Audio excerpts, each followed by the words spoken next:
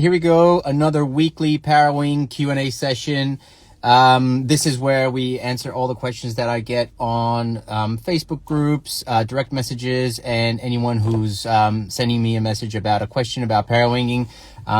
Doing this format so everybody can have an archive and just come on board and share this information. So before we get started with the Q&A, I just wanted to apologize. Last week I didn't do a Q&A session, but that was a very good reason for it. It was the launch of the podcast. So if you haven't watched it, 270 Boards joining voice and launch the podcast. We have 3 episodes online. You could check them out on YouTube or Spotify, Apple Podcast.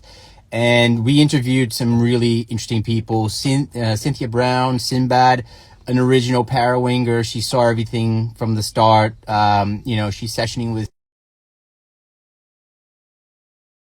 amazing sports person, athletes, and she contributes with a lot of tips. We interviewed Josh Koo as well. If you don't know who he is, amazing prone rider, amazing sup downwinder. The guy's a legend in foiling. And he's now starting to parawing. So we do an interesting episode with him where he's asking questions about, first sessions and all that. So if you're starting out, check that one out. And then we also brought Boz Mueller in. Boz, he's the guy that you might have seen do backflips on a parawing. So he actually breaks that down, how to do a backflip, how to jump, how to do certain tricks. And he has a really interesting creative energy to him. So I think you'll enjoy that one as well. We're going to have some really cool people coming up, some really big heavy hitters in the industry, parawing designers, board designers, all that stuff coming to chat. So those episodes will drop in the following weeks. Now I'm not quite sure how the cadence will go, but I'll start dropping them soon. Cool. Let's get to these questions. The first question we have here is from El Nino Surfer Center. How is the power comparing the D-Wing Flow with other brands like Ensis, North, BRM? Looks like you can go with a smaller Parawing with the same wind. Look, I haven't ridden the North yet, so I wouldn't know. I've ridden the Ensis, the BRM, and the Flow. I think the Flow probably has, BRM has probably the biggest low end of all of those 3, then Flow and Ensis. Ensis probably has the least amount of bottom end in that Parawing. But in saying that, I feel like you're able to be maybe on a smaller Parawing with the Flow because it goes upwind really well and a little bit overpowered in certain situations. But nonetheless, I think the comparison now is just like, what are you wanting out of your Parawing rather than comparing them back to back, because the BRM is extremely good if you're into wave riding. It packs really small and easy to stow. The D-Wing is super stable, super easy to fly, very intuitive. So I think now it's important for you to think what you will do with your Parawing to then choose your Parawing rather than comparing them back to back in certain features. But they are all good. They are all working. There's no reason why we should hold off on buying a Parawing, because if you hold off 6 months or even 12 months, the first 2 or 3 years of this sport, I think the iteration will be so fast that you will have a redundant Parawing regardless if you buy one now in 6 months or 12 months. So just get one and get going, because they're all working. Second question from Zenji1. Is Flow going to make a smaller D-Wing? I love my 3-meter D-Wing. I'm totally obsessed and just had absolutely lit session in 15 knots. Cool. 15 knots on the 3-meter. That's pretty good. So they just dropped a few new sizes. If you want to go on their website, you're still buying them through Flow Paragliders. That's in that website. You'll find the D-Wing there. But they dropped a 2.5 and a 3.7. So now the range is 2.5, 3 meter, 3.7, 4.2, and 5.5. Now, the wind range there, I'm not going to get into that because it's a tough one to answer. Depends on your weight, on the board you're going to use, on the foil you're going to use, the conditions you're going to go out on. But if you need more information about that, maybe send me your specific situation and we'll answer that for you. Another question from Arno 8423. Hey, great content as always. I think you were looking for the term concertina folding. Oh, okay. That's the way it's done in paragliding. The latest. Yeah, okay, cool. So this is in regard, I posted out a video about how to pack the Parawing back into the bag.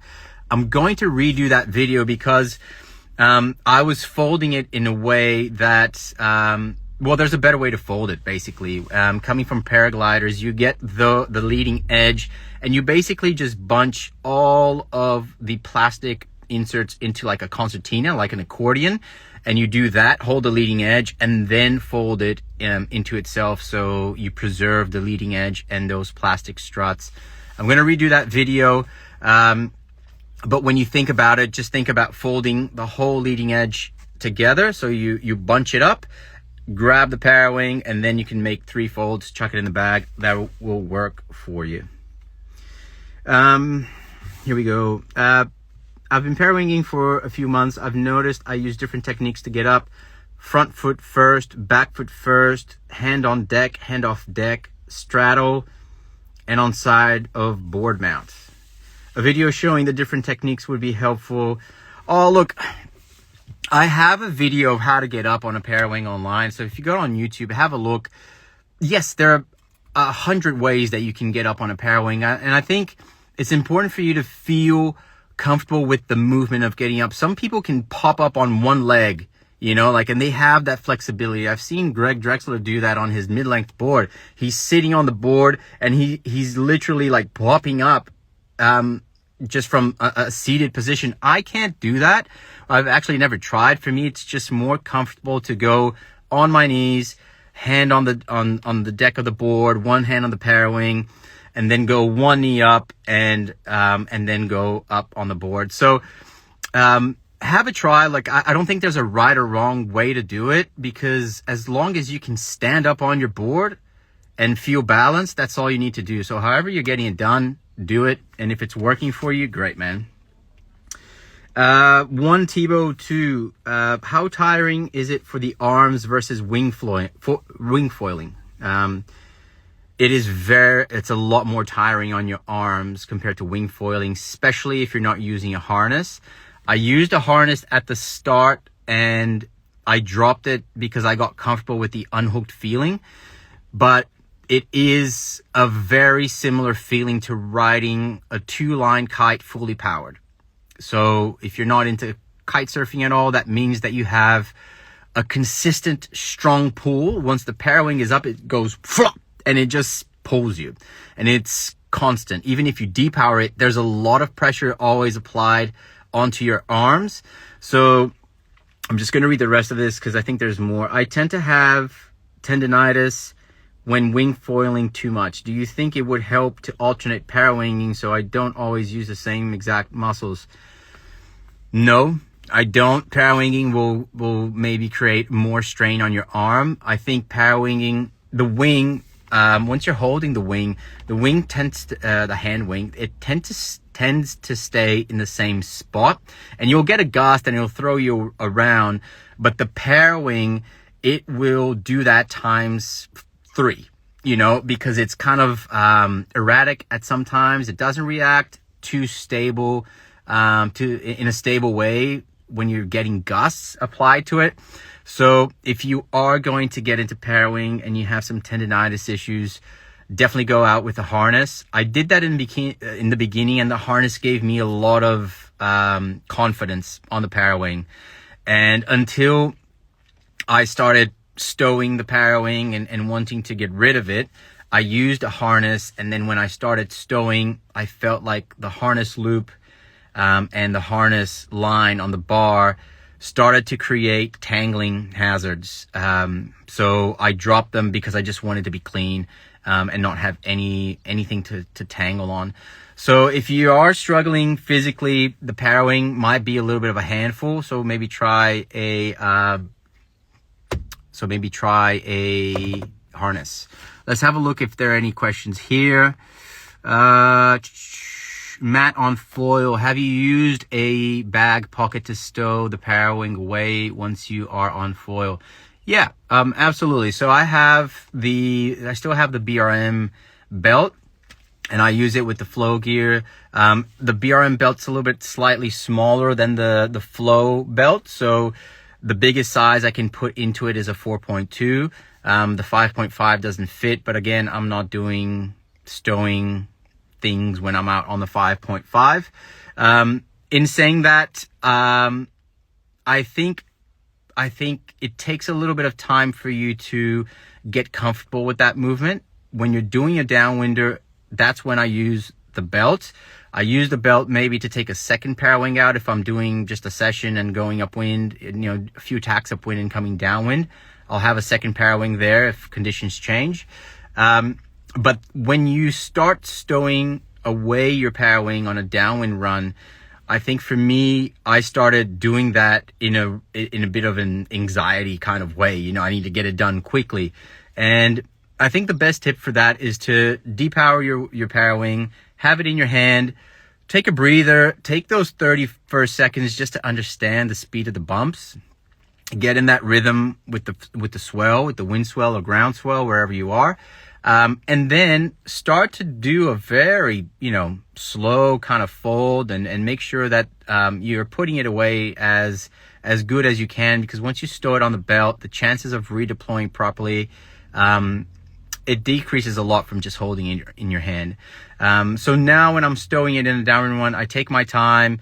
If I have to kind of, get out of a little bit of a awkward position, like in the bumps, I'll just stop what I'm doing, pump, get into another good little set, and then continue to do that. Pack it down, put the bar in as well, and I put the clips on top, so I always have it secure. If I fall and don't have those clips, sometimes the Parawing comes out of the pouch.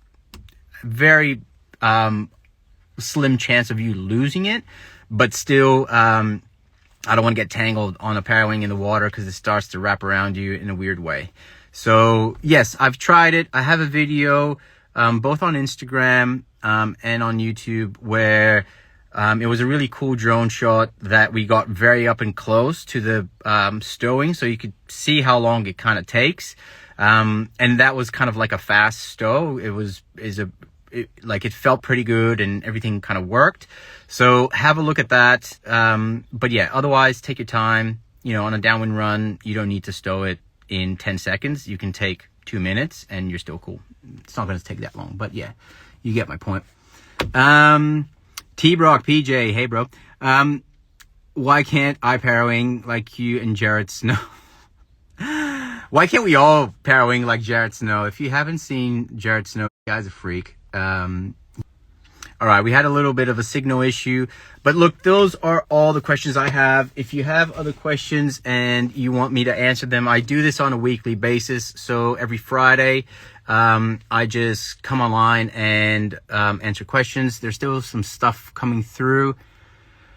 Matt on foil, do you still use the paddle? Not that much. I use the paddle when it's light wind and I want to do a downwinder, which is a kind of a rare occasion these days. So if it's like anywhere from 10 to 15 knots, I feel like the Parawing is not a safe option to go out, because if it shuts off, you're swimming, and I don't feel like, even on a big Parawing, like if it shuts off completely, under 10 knots, a Parawing will not fly that well. Even if it's a 5.5, it needs wind to fill it up properly. So if it's light wind, I feel a little bit safer on a paddle.